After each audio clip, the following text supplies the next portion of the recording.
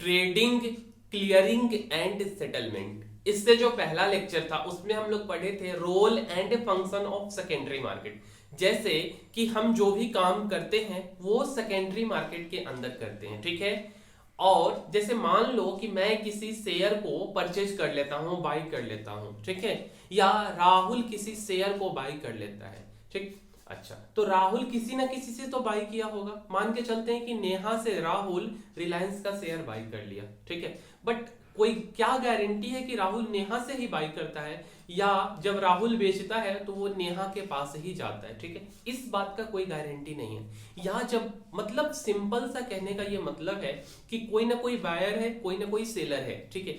तो बायर के डिमेट से क्या डायरेक्टली सेलर के डिमेट में ऐसे उड़ा और आ गया, ऐसा नहीं है, ठीक है। या सेलर किसी चीज को बेचता है तो क्या डायरेक्टली बायर के डिमेट अकाउंट में चला जाता है, नहीं।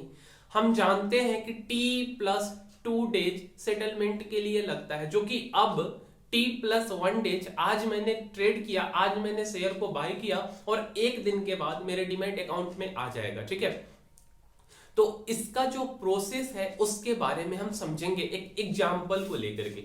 सबसे पहले हम एक छोटा सा एग्जाम्पल लेते हैं बैंक का, ठीक है। उससे पहले हम एक चीज और आपको बता दें कि इससे पिछले वीडियो में हमने डीआईआई के बारे में बात किया था, डोमेस्टिक इंस्टीट्यूशनल इन्वेस्टर, और हम आपको बताए थे कि इंडिया का जो सबसे बड़ा डीआईआई है वो LIC है, life insurance corporation of India.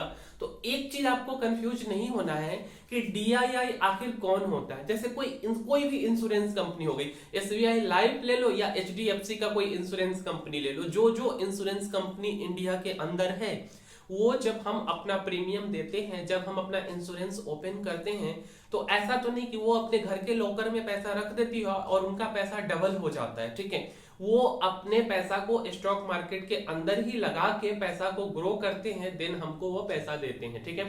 जैसे कोई म्यूचुअल फंड हो गया, ठीक है। तो जो म्यूचुअल फंड है, हम अपना म्यूचुअल फंड में पैसा डालते हैं, तो वो क्या होता है, वो लोग उस पैसा को स्टॉक मार्केट में प्रिडिक्ट करके लगाते हैं, ठीक है, और वहां से पैसा कमाते हैं, फिर हम लोगों को देते हैं, ठीक है। तो इस चीज से कंफ्यूज नहीं होना है कि जो भी इंश्योरेंस कंपनी है, जो म्यूचुअल फंड है, ये सब के सब लोग अपना पैसा कहाँ लगाते हैं, ये सब के सब लोग डीआईआई हैं, डोमेस्टिक इंस्टीट्यूशनल इन्वेस्टर, और अपने पैसा को स्टॉक मार्केट के अंदर लगाते हैं। आपको जान के ताजुब होगा कि इंडिया के अंदर जो डीआई म्यूचुअल फंड हाउस हैं, वो एक महीने का 12 से 13 हजार करोड़ रुपए उनके पास आता है लगाने के लिए मार्केट में, मतलब इतना का कलेक्शन है, ठीक है। चलिए अब हम एग्जांपल के बारे में समझते हैं। पहले हम एक छोटा सा एग्जांपल लेते हैं बैंक का, ठीक है। तो जैसे बैंक में आईसीआईसीआई बैंक है और HDFC बैंक। मान लो कि मैं हूं, ठीक है, और मेरे को किसी को पैसा देना है, ठीक है। मान लो, चलो राहुल का हम एग्जांपल लेते हैं, राहुल से आप लोग जल्दी समझते हैं।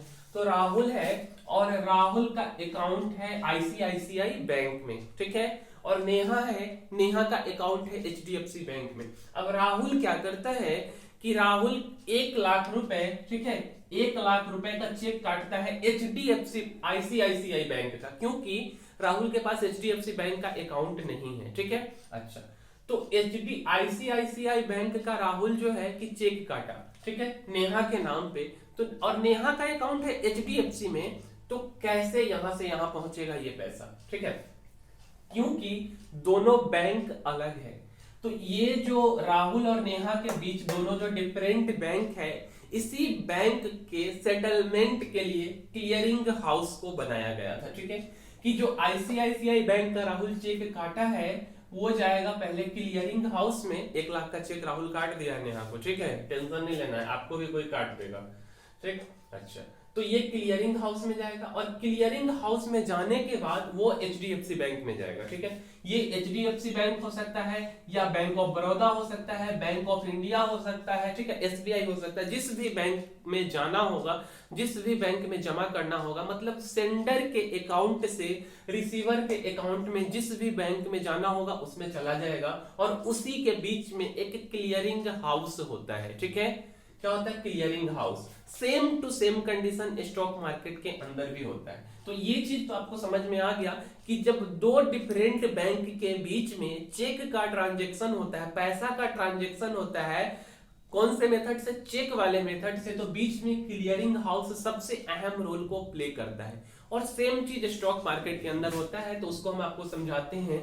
जैसे हम लोग सेकेंडरी मार्केट के अंदर बात कर रहे थे, तो सेकेंडरी मार्केट में ट्रांजैक्शंस हुआ, ठीक है।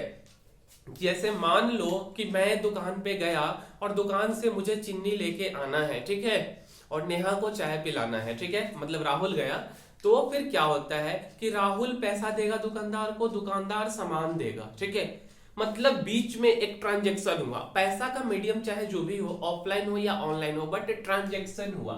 सिमिलरली जब हम किसी कंपनी के स्टॉक को बाय करते हैं तो क्या वो हम ट्रेड किए, एक तरह से हम उसको परचेज किए, तो परचेज करने के लिए ट्रेडिंग हुआ, ठीक है। अच्छा, तो यहाँ पे हमको ये पता है कि T+2 डेज में सेटलमेंट होता है, बट ये पहले का है, अब ये T+1 डे हो गया, ठीक है। और इससे पहले T+30 होता था, T+30 से T+2, और मतलब ट्रेडिंग डे प्लस 30 दिन के बाद मेरे डीमैट अकाउंट में आता था। अब ट्रेडिंग डे +2, और अब जो है आज मैं शेयर को खरीदा हूं और वर्किंग डे में एक दिन के बाद वो मेरे डीमैट अकाउंट में आ जाएगा। तो ये चीज पता है। तो ट्रेड करने के बाद क्लियरिंग होता है। क्या होता है? क्लियर होता है। जैसे कि मान लो कि मैं किसी चीज को परचेज किया, उसका बायर कौन है इससे हमको कोई लेना देना नहीं है, ठीक है, सॉरी, उसका सेलर कौन है इस चीज से तो हमको लेना देना नहीं है, हमको पता भी नहीं है, बट मैंने खरीद लिया, ठीक है।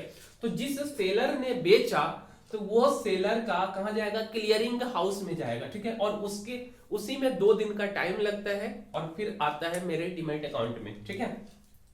तो एक पॉइंट आप लिखेंगे सबसे पहले कि secondary market transactions have 3 distinct phases: trading, clearing and settlement, ठीक है।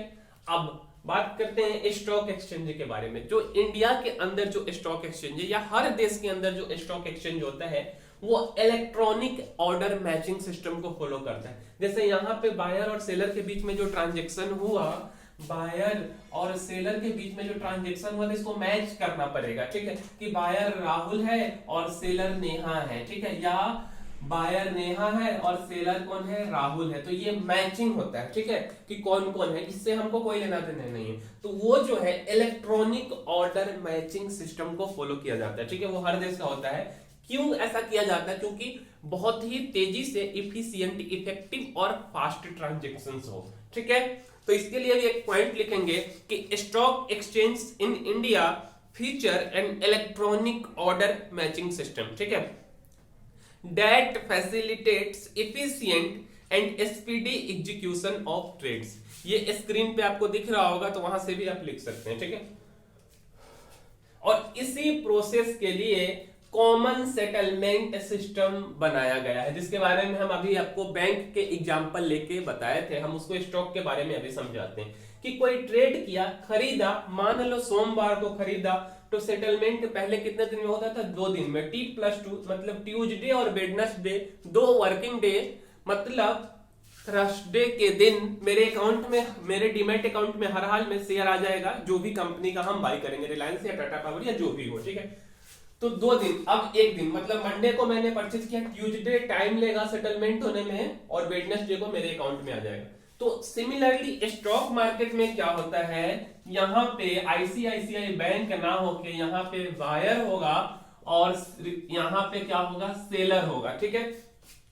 और बायर और सेलर के बीच में एक हाउस होगा, क्लियरिंग कॉर्पोरेशन, ठीक है, जिसका काम है क्लियर करना। टाटा पावर इधर इसको देना है, रिलायंस इसको देना, मतलब बीच में क्लियरिंग हाउस के रूप में वर्क करेगा।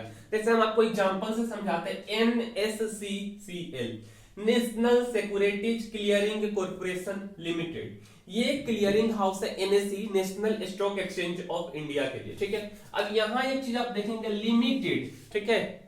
लिमिटेड मतलब क्या? ये एक कंपनी है, जी हाँ, ये एक कंपनी है और ये प्राइवेट लिमिटेड कंपनी है, ठीक है।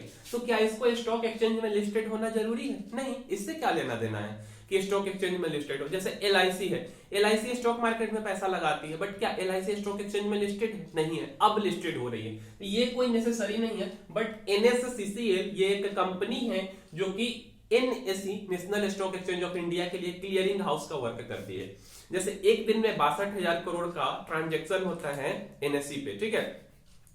उसका जो मैचिंग है कि कौन से शेयर कौन खरीदा कौन बेचा, इस सारा का वर्क क्लियरिंग हाउस के लिए NSCCL करती है। Similarly ICCL, Indian clearing corporation limited, ये है बॉम्बे स्टॉक एक्सचेंज के लिए क्लियरिंग हाउस का वर्क करती है।